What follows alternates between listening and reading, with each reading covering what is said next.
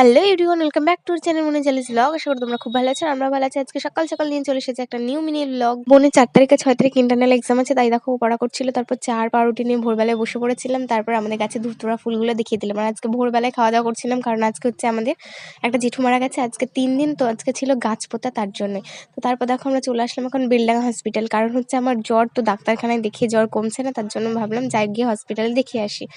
তো ডাক্তার মোটামুটি ভালোই ছিল। তো দেখো এত বড় লাইন, বোনও জ্বরের জন্য দেখাতো, তো তার জন্য দুজনে টিকিট কেটে দাঁড়িয়ে পড়েছিলাম লাইনে। আর এত ভিড়, শেষ পর্যন্ত যেতে পারলাম ডাক্তারের কাছে, তারপর দেখিয়ে নিলাম।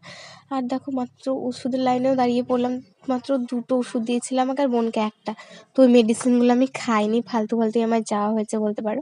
তো তারপর তো আমাদের দেখিয়ে দিলাম আমাদের বেলডাঙ্গার নতুন হসপিটাল, কিন্তু এটা হ্যাঁ, একটা পুরোনো হসপিটাল আছে, পুরোনো হসপিটালে যাইনি, নতুন হসপিটালে গেছিলাম। তারপর চলে আসলাম বাড়ি। আর মাহি দেখো আসা মাত্রই আমার কাছে ছুটে চলে আসলো, দেখো কেমন করছে। চলো আজকে